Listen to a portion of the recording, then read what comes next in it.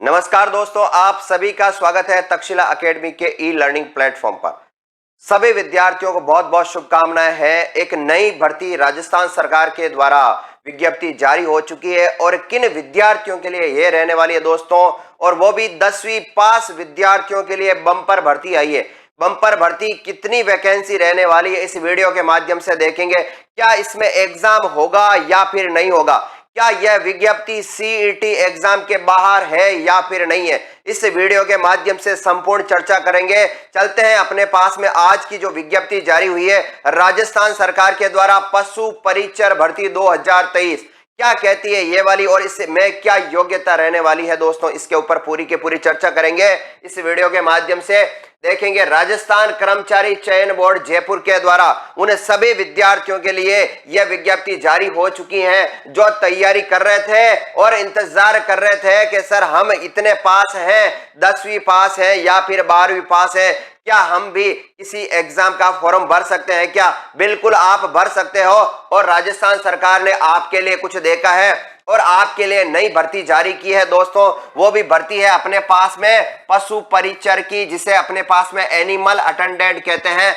सीधी भर्ती है, 2023 की है और आज अपने पास में 6 अक्टूबर 2023 को यह विज्ञप्ति जारी हो चुकी है। और यह विज्ञप्ति किसमें है दोस्तों, पशुपालन विभाग राजस्थान के लिए है और वो भी अधीनस्थ सेवा 1977 के नियम के तहत रहने वाली है। पशु का अपने पास में ध्यान रखेंगे, जो अपने पास में पद है वो दोस्तों पशु परिचर का है। और कितनी पोस्ट है तो गैर अनुसूचित क्षेत्र के लिए 5281 पोस्ट है। बम्पर भर्ती है दोस्तों। आपको कितनी पद चाहिए, एक पद चाहिए, और ये एक पद के लिए आपको इंतजार था इस भर्ती का कि ये भर्ती कब आने वाली है दोस्तों। तो देखें अपने पास में गैर अनुसूचित क्षेत्र के अलावा अनुसूचित क्षेत्र में 653 पोस्ट है। और कुल पदों की संख्या बात करूं तो कितनी है, कुल पद दोस्तों 5934 पद रहने वाले, 5934 पद है। आपको सिर्फ एक पद के लिए क्या करना है दोस्तों, आपको एक पद चाहिए और उसके लिए स्मार्ट रणनीति बताऊंगा क्या रहने वाली है। तो दोस्तों यहां पर ये अपने पास में टोटल पदों की संख्या है 5000 और वो भी 934 पद है। और किसके द्वारा, आरएसएसबी राजस्थान कर्मचारी चयन बोर्ड जयपुर के द्वारा विज्ञप्ति जारी है। एग्जाम भी वही लेने वाली है। क्या सर ऑनलाइन फॉर्म क्या भरना पड़ेगा, बिल्कुल इसके लिए आपको ऑनलाइन आवेदन करना पड़ेगा। आवेदन की तिथि क्या रहती है अभी आपके सामने देखेंगे। तो ये अपने पास में ऑनलाइन फॉर्म कब से प्रारंभ होने वाला है, तो देखें दोस्तों अपने पास में ऑनलाइन आवेदन की जो प्रक्रिया है, बिल्कुल आप इसकी जो साइट है rsmssb.rajasthan.gov.in पे जाकर आप एसएसओ आईडी के माध्यम से आप फॉर्म है जो स्वयं भी भर सकते हैं या फिर किसी भी ई मित्र पर जाकर वहां से आप अपना फॉर्म को भरवा सकते हैं। तो ये वन टाइम रजिस्ट्रेशन आपको कर रखा है तो आपको आवश्यकता नहीं रहेगी अलग से आपको क्या है फीस सबमिट करवाने की। अब रही बात है कि सर इसका वन टाइम रजिस्ट्रेशन कर दिया है तो फिर नहीं है। रही बात है कि सर इसके लिए फीस कितनी रहेगी, तो अनुसूचित जाति के आवेदकों के लिए फीस अपने पास में दोस्तों 400 रुपए है। और सामान्य वर्ग क्रीमी लेयर या अति पिछड़ा वर्ग यानी जनरल और ओबीसी विद्यार्थियों के लिए अपने पास में यहां पर बात करेंगे फीस की तो 600 रुपए रहेगी। एससी और एसटी विद्यार्थियों के लिए 400 रुपए रहेगी। और समस्त जो दिव्यांग जन है उनके लिए भी इस बार क्या है दोस्तों 400 रुपए रखे गए। ये फीस रहेगी एक बार, ये पंजीयन शुल्क वन टाइम रजिस्ट्रेशन है, ध्यान रखना, ठीक है। अब दोस्तों बात करेंगे इसके अंदर, देखो ये जो अपने पास में पूरा का पूरा जो सारी 5000 पोस्टें दे रखी है उनका पूरा डिस्ट्रीब्यूशन दे रखा है एज ए रिजर्वेशन के अनुसार। ये सामान्य में टोटल 1334 पोस्टें रहने वाली है अपने पास बात करेंगे। और फिर बात करेंगे अनुसूचित जाति की, वो 586 पोस्टें रहने वाली है। अनुसूचित जनजाति की 440 पोस्ट रहने वाली है। अन्य पिछड़ा वर्ग के 769 पोस्ट है। अति पिछड़ा वर्ग के लिए 185 पोस्ट है। और आर्थिक रूप से कमजोर वर्ग के लिए 369 पोस्ट है। और टोटल दोस्तों अपने पास में 5934 पोस्ट है। तो ये अपने पास में था इसका हॉरिजॉन्टल रिजर्वेशन के अनुसार इस प्रकार की पोस्टें रहने वाली है। कंप्लीट पीडीएफ आपको कंप्लीट टेलीग्राम चैनल पे मिल जाएगी इसकी। फिर इसके बारे में बात करते हैं कि सर इसके अंदर जो अपने पास में महिलाओं के लिए अलग भी पोस्ट रहेगी, बिल्कुल जो अपने पास में इसमें कैटेगरीज वाइज रिजर्वेशन रहता है उसके अंदर रहेगा। फिर आगे देखें उत्कृष्ट खिलाड़ी हैं तो उत्कृष्ट खिलाड़ियों के लिए भी इसके अंदर ध्यान रखेंगे दोस्तों, अगर अंतर्राष्ट्रीय ओलंपिक समिति का अपने पास में अगर टूर्नामेंट में उसके पास में सर्टिफिकेट है तो भी उनके लिए रहेगी। एशिया ओलंपिक का, दक्षिण एशिया ओलंपिक का, ये सब अलग स्पोर्ट कोटे के आधार पर जो एज ए रिजर्वेशन रहता है उसके अनुसार भी इसके अंदर आपका रिजर्वेशन रहने वाला है। ठीक है दोस्तों, और देखें आप दिव्यांग जन है उनके लिए भी है अपने पास में इसमें, और फिर अपने पास में इसमें मेन चीजें जो पॉइंट है, की पॉइंट है, वो अपन बात करेंगे। क्या सर इसके अंदर वेतनमान कितने मिलने वाला, तो विद्यार्थियों को जो सबसे इंतजार रहता है कि सर इस पशु परिचर भर्ती जो निकली है उसमें हमें कितनी सैलरी मिलने वाली। तो दोस्तों बात करूं सैलरी पे, तो यहां पर पे मैट्रिक्स लेवल एक निर्धारित होता है और पे मैट्रिक्स लेवल 1 यानी अपने पास में L1 आपको मिलेगा। L1 के अंदर जितनी सैलरी रहती है राजस्थान गवर्नमेंट के पे मैट्रिक्स लेवल के आधार पर जो अपने 7वां वेतनमान लगा था उसके आधार पर लेवल 1 जो आपको है वो मिलने वाला है लेवल 1 के अंदर। और उसके अंदर भी परिवीक्षा का काल चलेगा दोस्तों, प्रोबेशन पीरियड चलेगा, और उसके अंदर आपको एक नियमित क्या पारिश्रमिक राजस्थान सरकार के द्वारा दे होगा। यानी 2 साल के प्रोबेशन पीरियड के दौरान आपको क्या मिलने वाला है, एक जो नियम है दोस्तों क्या है, फिक्स नियत पारिश्रमिक, यानी एक फिक्स अमाउंट आपको दिया जाएगा। और जब आप परमानेंट यानी 2 साल का प्रोबेशन पीरियड आप कंप्लीट करेंगे तत्पश्चात आपको एज राजस्थान सरकार का पूर्णतः आपका सरकारी कर्मचारी माना जाएगा, उसके अनुसार आपको पे मैट्रिक्स लेवल L1 आपको दिया जाएगा। ठीक है, फिर उसके बाद में देखें दोस्तों जब 2 वर्ष की कंप्लीट हो जाएगी तो आपके सारे के सारे भत्ते भी आपको मिलेंगे, जिसमें मकान किराया भत्ता है, महंगाई भत्ता है, शहरी क्षतिपूर्ति भत्ता है, या फिर जितने प्रकार के भत्ते हैं वो मिलेंगे, लेकिन आफ्टर 2 इयर्स यानी प्रोबेशन पीरियड कंप्लीट होने के बाद में मिलेंगे। उससे पहले आपको क्या मिलेगा, एक नियत वेतनमान मिलेगा। तो ये दोस्तों वेतनमान के बारे में चर्चा की है। क्या सर इसमें क्या योग्यता रहने वाली है, पात्रता क्या रहने वाली है वो बताएं। तो दोस्तों इसके अंदर जो विद्यार्थी हैं भारत में विधि द्वारा स्थापित किसी भी मान्यता बोर्ड से सेकेंडरी या फिर समतुल्य, यानी आपके पास में 10th पास होना चाहिए दोस्तों, ध्यान रखेंगे क्या होना चाहिए, 10th पास वाले सभी के सभी विद्यार्थीगण इस फॉर्म को भर पाएंगे।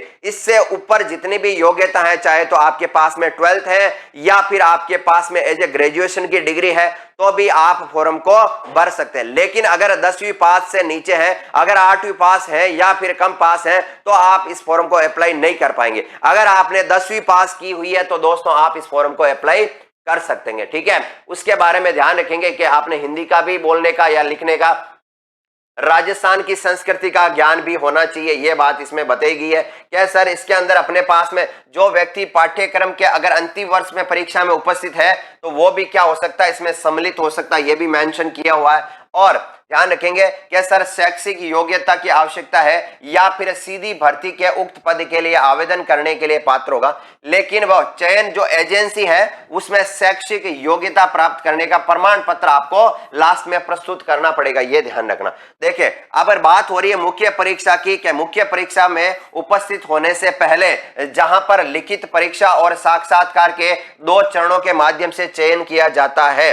तो ध्यान यहां पर यह मेंशन किया कि अगर मान लो लिखित परीक्षा हो या फिर साक्षात्कार हो तो भी हो सकता है, लेकिन ऐसा कुछ भी नहीं है, चिंता ना करें। एक बार रिटन एग्जाम आपका होने वाला है। यह देखें आगे बात करेंगे, यहां पर केवल देखो केवल लिखित परीक्षा या फिर केवल साक्षात्कार के माध्यम से चयन किया जाना है, जैसा भी मामला हो, यानी दोनों में से एक होगा। लेकिन यह मान के चले कि 100% सबसे पहले लिखित परीक्षा ही होगा, तो यहां पर लिखित परीक्षा होगी, कोई साक्षात्कार इसमें नहीं होने वाला।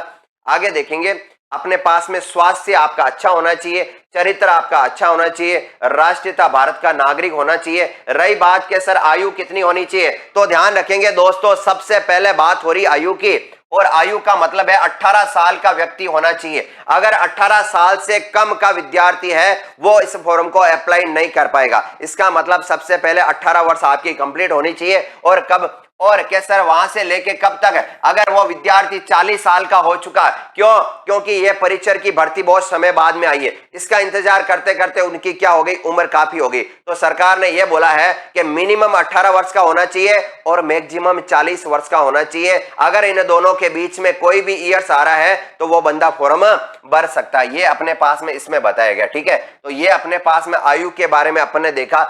और भी आयु में छूट मिल सकती है अगर वो अनुसूचित जाति अनुसूचित जनजाति या अन्य पिछड़ा वर्ग का है तो दोस्तों एज ए रिजर्वेशन के अनुसार उनको छूट मिल सकती है आयु में भी। ठीक है भाई, आगे देखते हैं अपने पास में अगला जो मेन पॉइंट की पॉइंट क्या है, पेंशन, विवाह पंजीयन, ये अपने पास में होना चाहिए, ध्यान रखेंगे।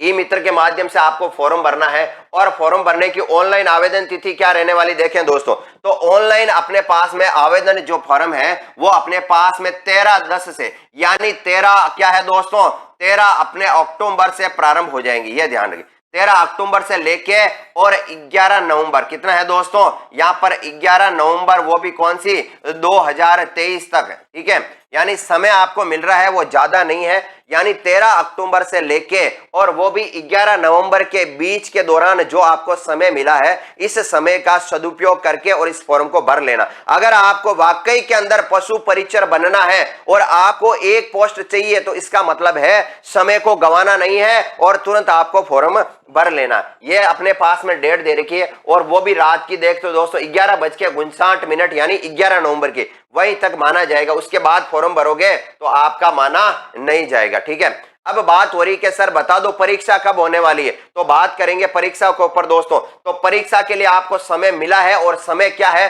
तो परीक्षा का माह और दिनांक मैं बताता हूं। तो दोस्तों पशु परिचर के जो पदों की भर्ती है वो बोर्ड के द्वारा जो संभावित है, ध्यान रखना संभावित है, माह अप्रैल, यहाँ क्या दे रखा है दोस्तों, अप्रैल से लेके जून के बीच में, यानी आप जो इंतजार कर रहे हो आपको समय दिया अप्रैल माह का, यहाँ पर अप्रैल से लेके कहां पर, अप्रैल या फिर जून, वो भी 2024, ध्यान रखेंगे दोस्तों। यानी अपने पास में समय है वो अक्टूबर का अभी प्रारंभ हुआ, अक्टूबर, फिर नवंबर, फिर दिसंबर, जनवरी, फरवरी, मार्च और दोस्तों अप्रैल, यानी लगभग अपने पास में 6 महीने अपन को मिला। और वाकई में अगर बंदा बेहतरीन तैयारी करता है तो इन 6 महीनों के अंदर वो क्या कर सकता है, पशु परिचर बन सकता है और उसकी एक पोस्ट उसके हाथ में आ सकती है। समय को गंवाना नहीं है और इससे समय का सदुपयोग करके बढ़िया ढंग से अभी से तैयारी में लग जाएगा तो वो बंदा क्या करेगा, इसे पशु परिचर पे सिलेक्शन ले सकता है। क्या सर इसके बाद में ध्यान रखेंगे इसका एग्जाम कब होने वाला है दोस्तों, अप्रैल से जून लेके 2024 में होएगा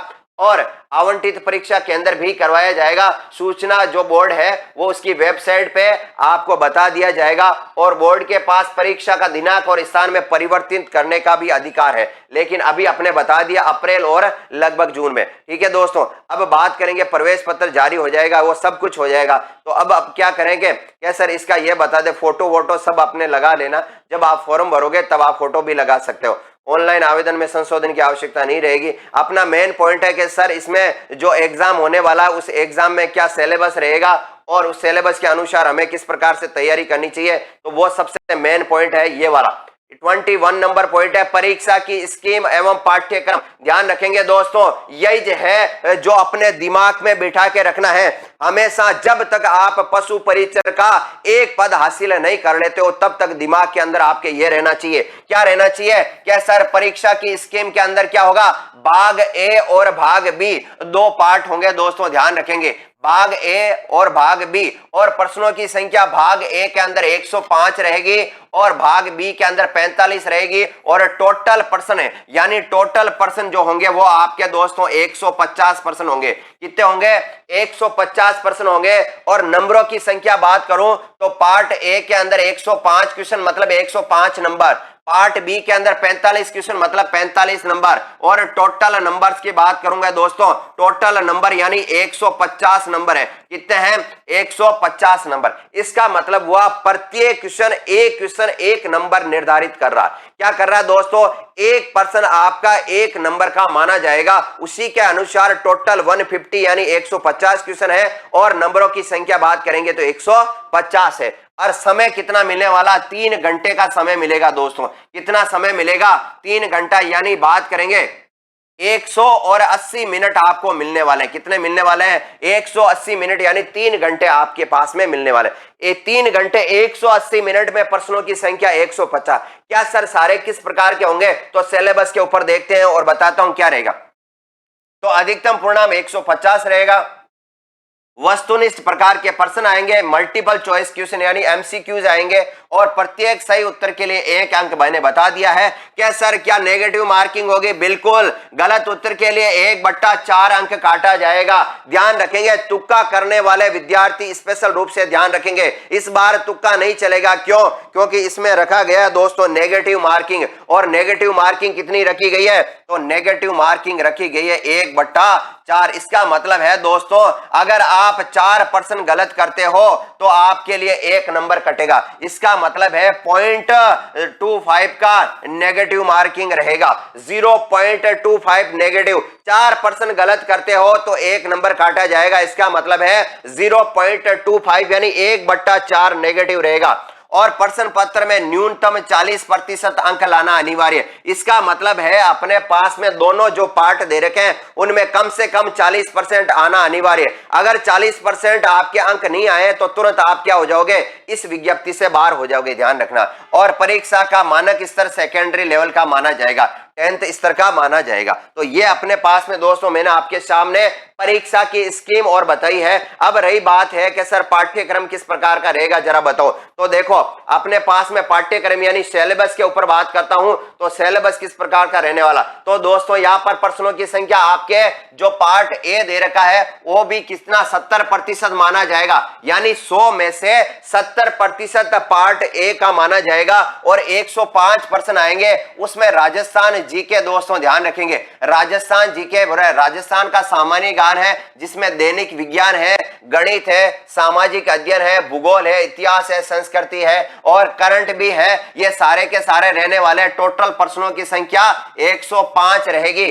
पार्ट 1 यानी सबसे मेन इंपॉर्टेंट 105, वो भी 105 नंबर निर्धारित कर रहा है पार्ट 1, जिसके अंदर राजस्थान जीके संपूर्ण, राजस्थान का इतिहास, राजस्थान की ज्योग्राफी और राजस्थान की कला एवं संस्कृति। उसके साथ में विज्ञान भी रहेगा, उसके साथ में मैथमेटिक्स, रीजनिंग और अपने पास में करंट विषय सारे रहेंगे। तो इस प्रकार में टोटल 105 प्रश्न आने वाले हैं। समय को गंवाना नहीं है, इसी समय को ध्यान में रखते अभी से तैयारी करनी है। और तक्षशिला एकेडमी जोधपुर संस्थान आप सभी विद्यार्थियों के लिए ऑनलाइन कोर्स लॉन्च कर दिया है। वो मात्र शुरुआत में प्रथम 500 विद्यार्थियों के लिए मात्र 299 रुपए में पूरा का पूरा कंप्लीट ऑनलाइन कोर्स आपको मिलने वाला है, ये ध्यान रखेंगे। क्या सर प्रश्नों की संख्या बी पार्ट के अंदर रहेगी टोटल 45% और उसका वेटेज है दोस्तों 30% वेटेज है, ठीक है। और वो पशुपालन से संबंधित है जिसके अंदर देखो पशुओं की जो प्रमुख देशी नस्लें हैं उसका कृत्रिम गर्भाधान है, बंध्याकरण है, संकर प्रजनन है, दुग्ध दोहन है, उसके अलावा दोस्तों स्वस्थ दूध उत्पादन है, पशु और कुक्कुट प्रबंधन है, जैविक अपशिष्टों का निस्तारण है, संतुलित पशु आहार है, चारा फसलें, चारागाह विकास, स्वस्थ एवं बीमार पशुओं की पहचान करना इसमें आएगा। पशुओं में अंत एवं बाह्य परजीवी जो रोग है उसके बारे में देखा जाएगा। उसके अलावा पशुओं में टीकाकरण किस प्रकार से है, उनका पशुओं का प्रसार है, भेड़ बकरी है उनका स्वास्थ्य कैलेंडर किस प्रकार से रहेगा, उनमें ऊन किस प्रकार, मांस, दूध, अंडे और इनका देश व राज्य में उत्पादन व स्थान कितना है, प्रति व्यक्ति दूध, मांस, अंडों की उपलब्धता, प्रति पशु दूध की उत्पादकता, ऊन कतरन, उसके अलावा भार ढोने वाले पशु, वर्मी कंपोस्ट खाद्य और पशुओं के चमड़े एवं हड्डियों का उपयोग, पशुओं की उम्र ज्ञात करना, पॉलीथीन से पशुओं और पर्यावरण को हानि किस प्रकार रहती है, पशुओं का बीमा। अभी बताया था कि अपने राजस्थान सरकार के द्वारा पशुधन बीमा भी करवाया जाता, कामधेनु पशुधन, जिसमें अंदर 40,000 रुपए 2 पशुओं के लिए दिए जाएंगे, बिल्कुल वो भी ध्यान रखें।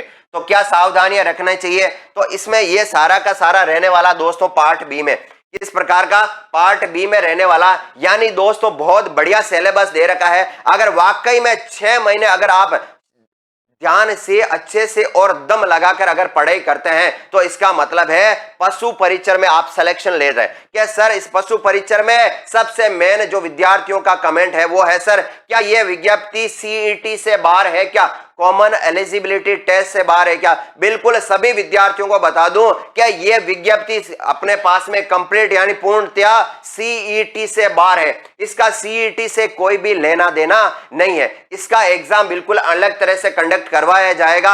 आप सभी विद्यार्थी इसको फॉर्म को भर सकते हैं। जिनका सीईटी का स्कोर अच्छा नहीं है और अब सोच रहे हैं कि हमें क्या करना चाहिए, तो अभी तुरंत प्रभाव से पशु परीक्षण विज्ञप्ति आ चुकी है, इसका फॉर्म भर देना चाहिए और अभी से तैयारी के अंदर लग जाना चाहिए, क्योंकि पोस्ट है 5934 पोस्ट है, कोई कम नहीं होती दोस्तों, बहुत बढ़िया पोस्ट हैं। और इसके लिए हमारे पास में बिल्कुल कल ऑफलाइन बैच, नया बैच प्रारंभ हो जाएगा। सुबह 8 बजे, शाम को 3 बजे 2 बैच रहेंगे अपने पास में। और ऑनलाइन विद्यार्थी अगर चाहता है कि सर हम यहां पर किसी भी परिस्थितिवश नहीं आ पाते हैं, तो उन सभी विद्यार्थियों के लिए शुरुआती अपने पास में 5 दिन का ऑफर रहेगा, जिसके अंदर कंप्लीट ऑनलाइन कोर्स रहेगा। वो कंप्लीट दोस्तों ऑनलाइन कोर्स, और वो ऑनलाइन कोर्स किस प्रकार रहेगा? ऑनलाइन कोर्स आपको तक्षशिला एकेडमी ऑनलाइन ऐप के अंदर रहेगा और मात्र कितना 299 रुपीस के अंदर रहेगा दोस्तों, मात्र 299 रुपीस के अंदर, वो भी सिर्फ 4 दिन का ऑफर के साथ में रहेगा। उसके अलावा इसकी प्राइस बढ़ जाएगी। तो जो विद्यार्थी ज्वाइन करना चाहता है, कल से स्टार्ट हो जाएगा ऑनलाइन कोर्स भी और ऑफलाइन बैच भी, ठीक है दोस्तों। तो ये था अपने पास में पशु परीक्षण भर्ती 2023 का संपूर्ण विश्लेषण। किस बार सेलेक्ट, किस प्रकार से सिलेक्शन ले सकते हैं, एक किस प्रकार की स्मार्ट रणनीति रही चाहिए, वो भी एक नया वीडियो लेके आऊंगा। लेकिन तब तक वीडियो कैसा लगा कमेंट करके जरूर बताएंगे, अपने मित्रों के साथ शेयर करेंगे, ताकि वह विद्यार्थी भी इस फॉर्म को भर सकता है जो काफी दिनों से इंतजार कर रहा था कि एक नई भर्ती आए, सीईटी से बाहर आए और योग्यता उसकी कम हो। तो ये सारी की सारी चीजें इस विज्ञप्ति में रह गई है। चले दोस्तों, मिलता हूं एक नए सेशन के साथ और एक नई भर्ती के साथ। तब तक के लिए आपसे विदा लेता हूं। Thank you so much. जय हिंद, जय भारत, वंदे मातरम।